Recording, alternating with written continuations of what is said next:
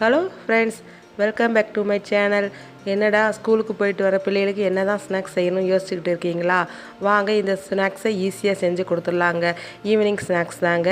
First ஒரு கிண்ணத்தில் ஒரு கப்பு கோதுமை மாவு எடுத்துக்கோங்க. கொஞ்சோல உப்பு போட்டுக்கோங்க. ஒரு 3/4 கப் அளவு ஜீனியை சேர்த்து கொஞ்சோல தண்ணியை ஊற்றி சப்பாத்தி மாவு பதத்துக்கு நீங்கள் பிசைஞ்சு வச்சுக்கோங்க. லைட்டாக தண்ணி ஊற்றிக்கோங்க. ஜீனியிலேருந்து நமக்கு தண்ணி விடுங்க. இந்த பக்குவத்துக்கு நல்லா பிசைஞ்சு ஒரு 1/2 hour ஊற போட்டுருங்க. இந்த ஊறப்போட்ட மாவை திரும்ப நம்ம சப்பாத்தி கல்லில் நல்லா அடித்து இந்த மாதிரி சாஃப்டாக பிசைஞ்சு வச்சுக்கிடுவாங்க.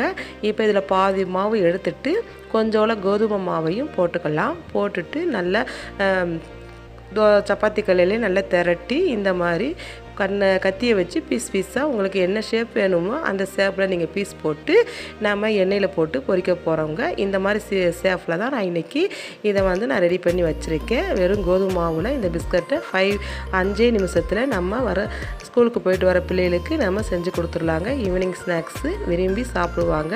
எண்ணெயில் போட்டதுமே 2 பக்கமும் நல்லா திருப்பி விடுங்க.